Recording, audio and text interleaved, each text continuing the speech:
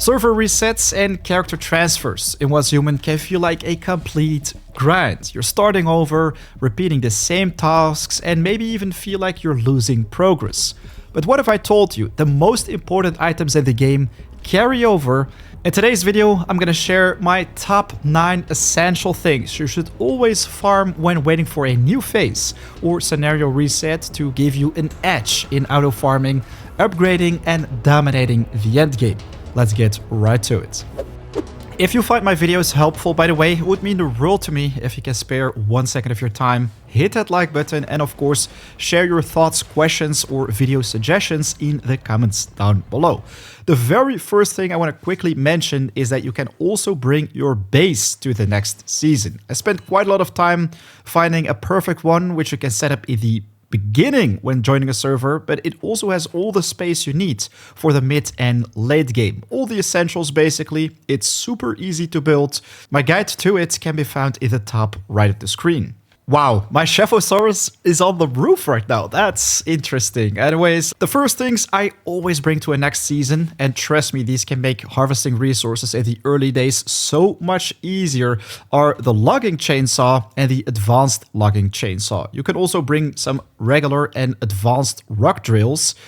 Don't go with the solar drill, even though this one sounds amazing. It can only be unlocked with a memetic specialization. So if you have the solar drill right here, it means you can only craft it with that upgrade. The chainsaws and drills can be unlocked with the regular infrastructure memetic upgrades and then be crafted and transferred to the new season.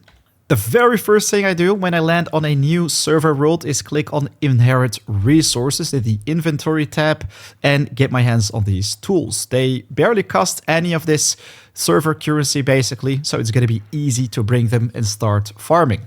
Funny thing is, I'm already on phase 3 on this specific server, while I'm still using the logging chainsaw and electric rock drill, which I brought from the previous one. They haven't broken yet, so amazing ones to transfer. While you want to keep in mind that everything, as said earlier, unlocked with the memetic specializations can't be taken, so you don't want to waste your time crafting these. Another item which we've talked about yesterday is super important to farm to get the best stats for your gear, where you craft with specific heights. For example, your mask or any type of armor, you can increase your build's damage. If we click on Inherit Resources and check out Tools, you can see that carrying over like 3 of these pelts is going to cost us insane amounts of this resource. What you can bring though, check it out, is the animals you find during your adventures. If we click on Shift Details, look at that. This is one which we found during our Lunar Oracle events. These greats, even the traits they come with, will all carry over to the next season. If you've unlocked them, of course, this is something you definitely want to spend time on, as they can be taken from Eternal Land. At the end of this video, I'm going to share my favorite farm where you can find these. We all know that recalibrating and upgrading our weapon costs a ton of resources. Unfortunately though, these are also way too expensive to bring to the next season.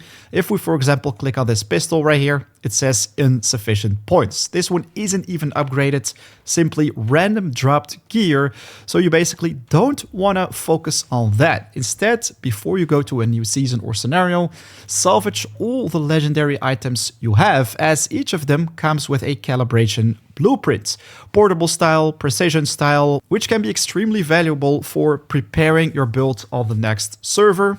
I mean, if we click on Inherit Resources right here and scroll down, this is where you can find all the calibration blueprints we farmed on previous scenarios. Let's say we want to have a calibration blueprint portable style for the crossbow. There we go. The critical pulse build. This is probably the best one you can find. It easily sells for 300k plus. Double elemental damage. If you bring like 1 or more of these, it's gonna cost you only a little bit of this currency, so you can get rich while you're at it. Of course, save one of those blueprints for your character's build. Throw it on that tier 5 weapon and start dominating the endgame. These are the calibration blueprints I farmed during this specific scenario. All the ones with a golden eye come from the anomalies you find in or outside of dungeons, while the rest basically comes from salvaging weapons. I've got an amazing farming strat for these items on Lunar Oracle scenarios, which I'm going to share at the end of the video. Next up, we've got essential upgrades, things that you can carry over to the next season, instantly make your character a whole lot more powerful, and of course maximize auto farming, as this is going to make getting your hands on resources so much easier. The first one in line are obviously the Deviations, very important little creatures which you can bring to another season, especially while I love to farm these rare creatures like the blue and gold Digby boys. These will start gathering like ores around your base. We also have a Chephosaurus. This one is going to make cooking more efficient. Also got my hands on a Gross Room extra large with a skill rating of 4, activity of 5.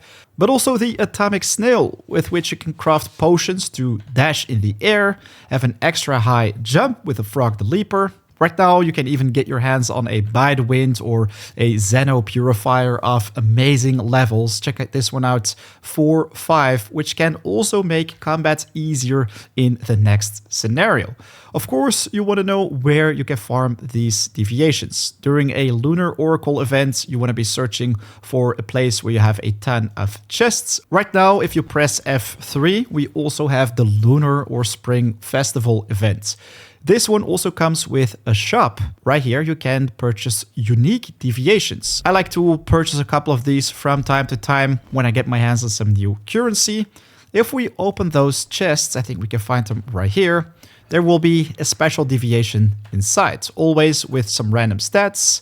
Look at that, we also got a blue bee right there. If we scroll down, this is where you'll be able to find them. Whoa, we found a Busy Bee Radiant Flourish 5-5. That's insane. Check it out. I even got my hands on a 5-3 and 5-4 Artisan Touch right here. But yeah, if we click on Inherit, you can always find all the Deviations right here as well. Even bring some from different scenarios.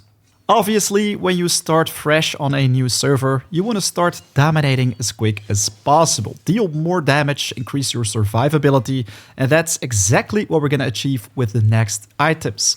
Blueprint farming. I have a tier 5 wildfire right here. You can check out your own upgrade tab and compare your damage with this one. The difference is gonna be massive. My legendary Jaws is only tier 1, but the wildfire is tier 5. As you can see, they cost the exact amount of resources. Upgrading blueprints though can be a little bit tricky because there are some methods on getting the blueprint parts a little bit easier, like simply purchasing them from the shop.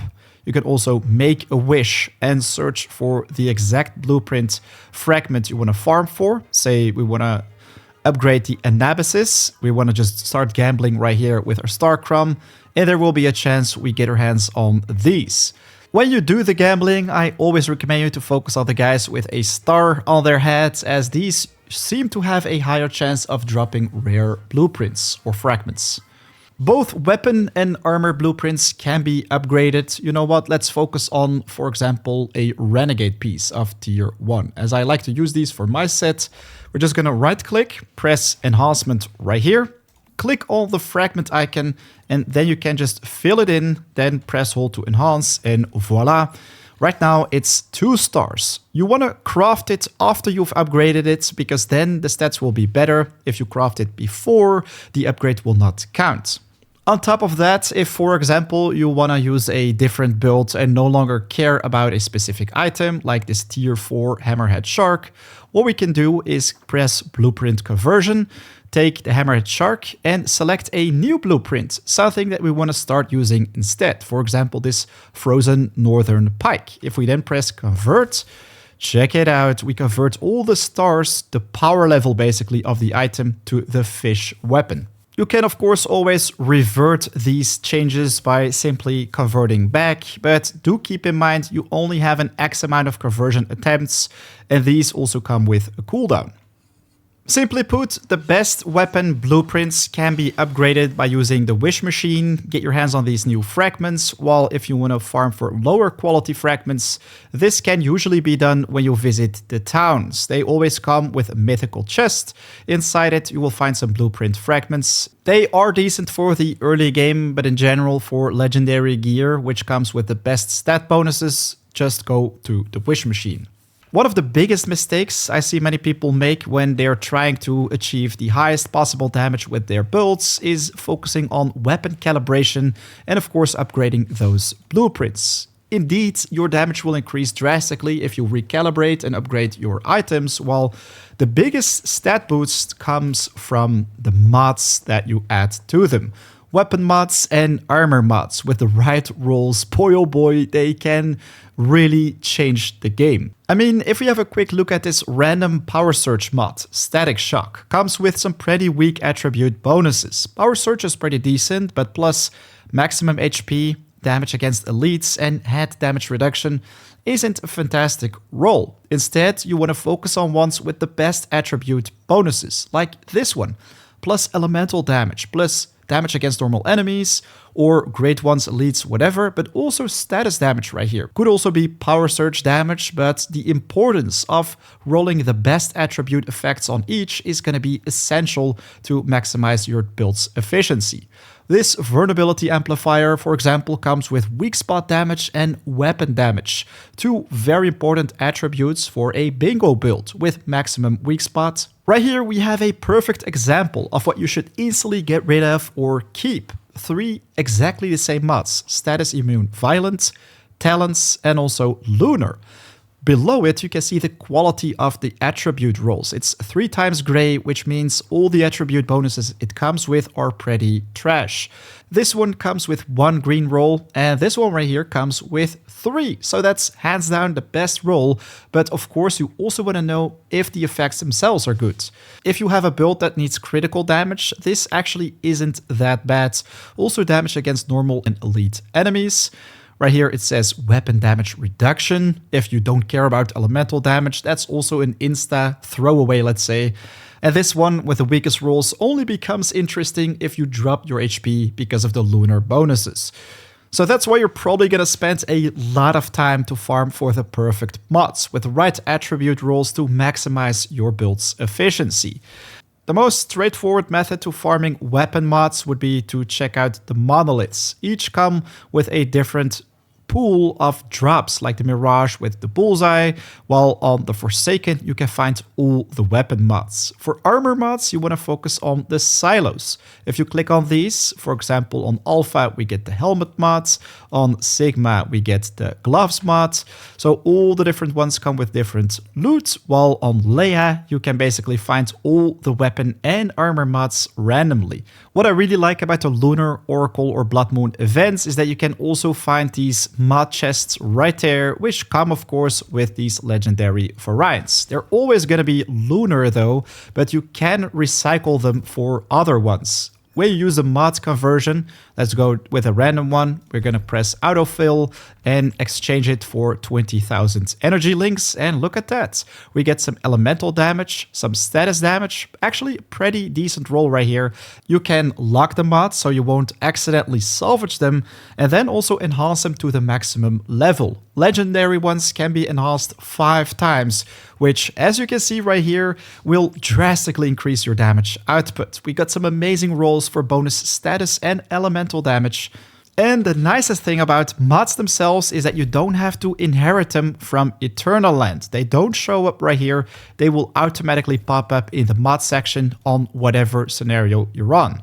Sometimes it can literally take forever to find a specific gear mod, like the Thunderclap. Boy oh boy, I farmed forever. Nisa though will also sell some of these for the Sproutlet currency you find during these cargo conquests. While if you check out Severin, his shop, right here you can use Stellar Planula and also get your hands on a build mod crate with pro mods. Pretty important. Which brings us to the next section, essential currencies. You already have the main ones at the top right of the screen, Starchrom and energy links, while we also just covered the Sproutlets and the Stellar Planula. Also the weapon and armor mod parts will pop up right here. All these with the chain I can basically transfer to the next scenario. Unfortunately, any type of memory frag which you find will not carry over to the next season, so you don't want to save these. Unfortunately, also the specialization cleaners don't carry over to the next season, while you can take controllers with you. You will have to use the inherit resources though to bring them to the next one, which is going to cost some of that currency. Let's start off with Starchrom. As I am super poor right now, I only have 39. We can use it at a whiz machine to receive gear blueprints, obtain it from the Stellar Stairway. So where is this right now? Because it's pretty new. If you press escape, you can gain access to it right away. Click on it and press claim all. Voila, this is going to give us a nice amount of Starchrom once again. You can really do a lot of exploration and unlocking right here. If you press escape and check out your phase, these rewards also usually give you Starchrom. So it's very important you always complete all the phase rewards. In the first phase, you can see that I've claimed everything. We always get an asterism crate for each tier, as well as a spec cleaner on the first one. Reach the 3 stars by simply completing as many of these challenges as possible. If we press escape, we also have the secondary one for which I claimed everything, including the multiple asterism crates and the spec cleaner. Now on stage 3, I still have a couple more things to do to get my hands on this crate right here as well, reach the 3 star. We've got 2 more phases or weeks after this with even more rewards. And interesting, if you press phase right here, you can see some extra rewards. If we click on the number 5 right here, check it out. We have even more of these crates the more you make progression. If we check out Severin once again, the shop at the very bottom, this is where you can also buy some asterism crates with the Stellar Planula. There are plenty more ways on getting your hands on Starchrom, but I think these are the most important ones. So let's move on to the Planula itself, because yeah, this is also a currency. If we open up the map, we have a ton of POIs or points of interest. Every single one of them comes with a nice amount of rewards. If you pick up all the mystical crates, defeat the enemies, etc., activate the Rift Anchor, we get some sweet resources, while if we simply interact with the Rift Anchor, this is how you can get the Stellar Planula. And each town comes with at least one of these. Sometimes you will have multiple Rift Anchors in one POI. Let's quickly search around. There we go. That's one Stellar Planula, another one. We also have one with 2 right here. So you basically want to pick up all the Rift Anchors. I know this can be pretty tedious to do every single scenario, but if you spend a little bit of time on this when exploring, trust me, you're going to have more than enough to unlock everything you need, including those controllers. You have a seasonal limit of 20, so make sure to just purchase every single one of them. It's going to be pretty cheap, while of course you want to know other ways how you can also get your hands on controllers, because these are essential to use to maximize rewards of all sorts of crates or chests. The description of controllers says complete commissions or public crisis events. Public crisis events. If you open up the map, check out the red exclamation mark. This is a special one that will not give you this reward. But usually, if you interact with your teleportation tower and switch the world, it's going to be pretty easy to find these. We've got the Ancient One's Trial. We've got the Dig to Hell right here. If we click on it, check it out, the reward will be a controller, a mod box, and some more items. Unfortunately, you have a daily limit of 3, while if you do this every now and then, trust me, you will have more controllers than you will ever need. On top of that, in every major town, like the blue gear drop icon, you will find all these vendors, but also the commission guy, Larry Duval in this case. If we click on view commissions, this is where we can pick up some of them. For example, the view and like 5 comments left by other players, or use the camera to take photos. Wow, these are super easy to complete. So we're just gonna quickly interact with this post right here. We're gonna press like. We can just click our fingers and scan the area for more posts. There we go. That was our 5th like, and voila, we got a ton of rewards. The camera one is even easier. I mean, you only have to take 5 photos, and voila, that's even more of the controllers. So right now we're sitting on a total of 60. Make sure you do these commissions every single week. If you skipped some previous ones, you can basically do those as well. At the very end of that, you will get 5 more controllers. To wrap up this video, I'm gonna share one more tip. My absolute favorite farm spot where you can get the majority of all the items, resources, and upgrades, which we've talked about today.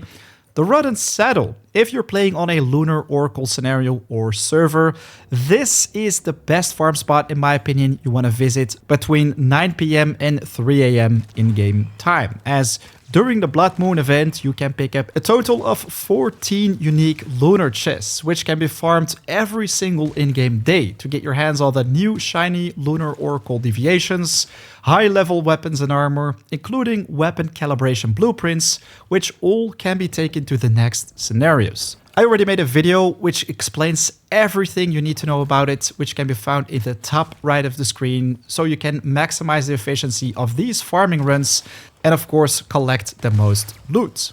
Alright, so there you have it, all the essentials you want to farm to prepare yourself to the fullest. Get ready for the new scenario or server. If you enjoyed this video, a like would be very much appreciated, and of course, share your favorite farms in the comments down below. More questions, video suggestions are welcome right there as well.